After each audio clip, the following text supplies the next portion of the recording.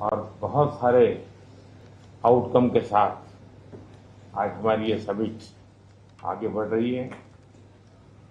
Excellency, आपकी यात्रा बहुत ही ऐतिहासिक है।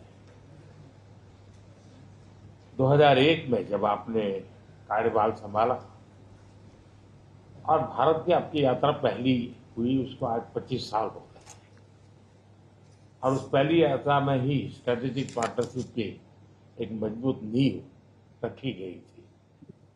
मेरे लिए पर्सनली भी खुशी की बात है कि आपके साथ मेरे परिचय को और संबंधों को उसको भी 25 साल हो गए हैं। एक्सेलेंसी, मैं मानता हूं कि ये जो 2001 में आपने जो भूमिका अदा की, एक विजनरी लीडर कैसे सोचता है, कहाँ से शुरू करता है और संबंधों को कहाँ तक पहुंचा सकता है, इसका एक उत्तम उदाहरण भारत रशिया के संबंध है।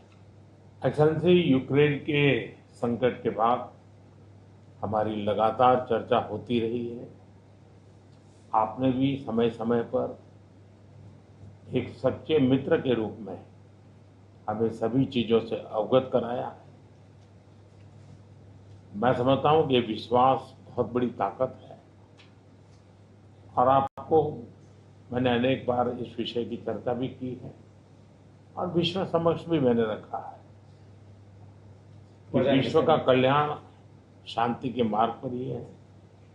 हम सबको मिलकर के शांति के रास्ते तलाशने चाहिए और पिछले दिनों जो प्रयास चल रहे हैं, मुझे पूरा विश्वास है कि विश्व फिर से एक बार शांति की दिशा में लौटेगा।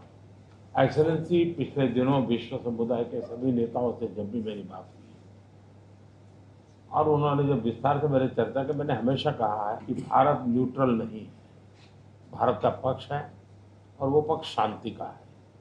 हम शांति के हर प्रयासों का समर्थन करते हैं और हम शांति के हर प्रयासों के साथ कंधे से कंधा मिला करके खड़े हैं। पूरे विश्व ने कोविड से लेकर के अब तक कई संकटों से गुजरा है। हम आशा करते हैं कि बहुत ही जल्द विश्व को चिंताओं से मुक्ति मिलेगी और एक सही दिशा में प्रगति के राह पर विश्व समुदाय को एक नई आशा पैदा होगी। एक्सेलेंसी, मुझे पूरा भरोसा है कि आज दिन भर हम अनेक विषयों पर चर्चा करने वाले हैं।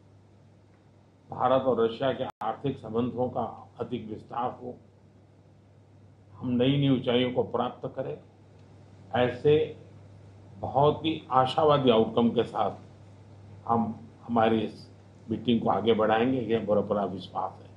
माय फ्रेंड, मैं फिर से एक बार आपका फिर से बहुत बहुत स्वागत करता हूं।